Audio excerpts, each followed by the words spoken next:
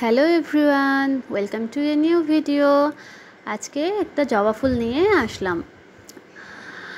ঝুমকো জবা তো অনেকেই আমাদের পেজে টিউটোরিয়াল দেখেছেন। এবার একটি সচরাচর যেরকম জবা আমরা দেখতে পাই সেরকম জবা ফুল আজকে আঁকবো। তবে আজকে জবার কালারটা হবে গোলাপি। তো এই জবা দিয়েই আমার ফ্যাব্রিক হ্যান্ড পেইন্টের হাতেখড়ি আসলে। তখন একটা লাল জবা এঁকেছিলাম একটা সাদা রঙের শাড়িতে, সেটাও ওয়াশ পেন্টিং দিয়ে। সেই কাজটা দিয়েই শুরু। আর আজকে এত বছর হয়ে গেল, আর আজকেই আমার পেজের ফলোয়ার 40K পূর্ণ হয়েছে। তাই আজকেও আরেকটা জবা দিয়েই টিউটোরিয়ালের কাজটা শুরু করে দিলাম। এখানে আগে আমি সবুজ পাতাগুলো এঁকে নিব।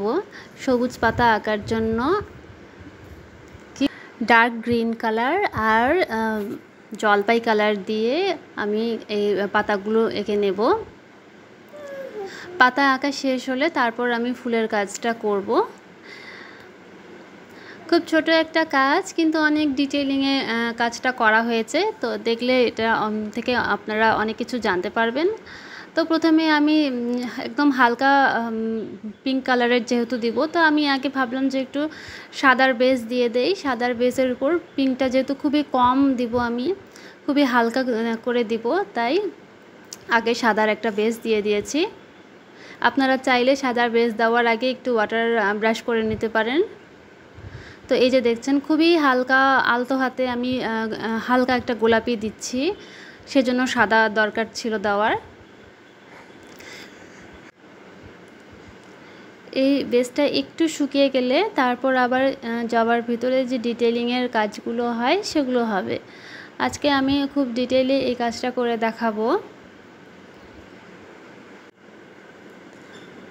আর আপনাদের এই কাজ নিয়ে আর কোনো প্রশ্ন থাকলে আমাকে জানাতে পারেন, আমি আনসার দেওয়ার চেষ্টা করব। তো বেসটা ততক্ষণে শুকাক, ততক্ষণে পাতার শিরাগুলো একটু দিয়ে দেই। এখানে একটা পয়েন্টেড ব্রাশ দিয়ে পাতার শিরা দিয়ে দিচ্ছি। আর পাতার শিরা করার জন্য একটা হালকা সবুজ কালার তৈরি করে নিয়েছি, সেটা দিয়েই আমি পুরো শিরাটা দিয়ে দিব। আর আমার কাছে অনেকেই গোলাপ ফুলের রিকোয়েস্টটা চাচ্ছেন। গোলাপ ফুলের জন্য অনেক রিকোয়েস্ট আসছে। তো গোলাপ ফুলের টিউটোরিয়াল কিন্তু আমাদের পেজেই দেওয়া আছে, আপনারা একটু চেক করলে পেয়ে যাবেন।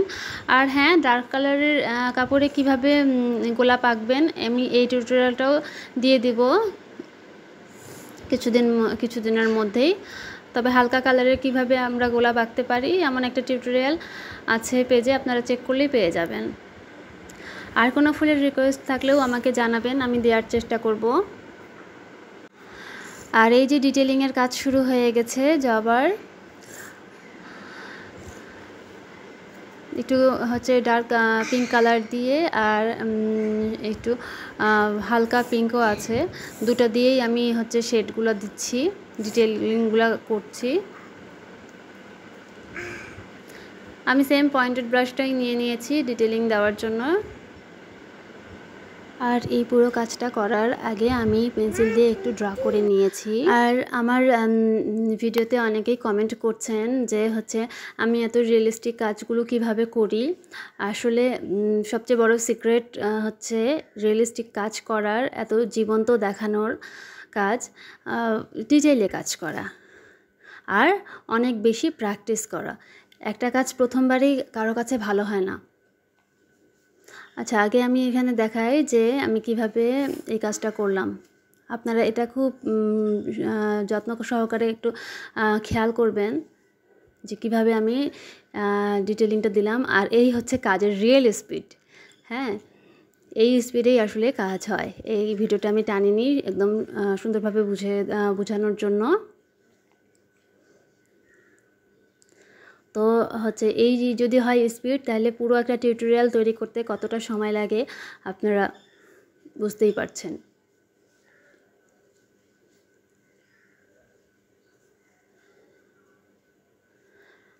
আর যেটা বলছিলাম যে আমি এত রিয়েলিস্টিক কাজ কিভাবে করি, ডিটেইলে কাজ করি প্রথমত, দ্বিতীয়ত অনেক বেশি প্র্যাকটিস করি। আপনারাও প্র্যাকটিস করবেন, প্র্যাকটিস করে দেখবেন যে হ্যাঁ কাজ করতে করতে ফাইনালি কাজটা অনেক বেশি ভালো হচ্ছে। আর একটু ডিটেইলে কাজ করার চেষ্টা করবেন, সেই জন্য দরকার প্রচুর ধৈর্য। এই কাজে প্রচুর ধৈর্য প্রয়োজন।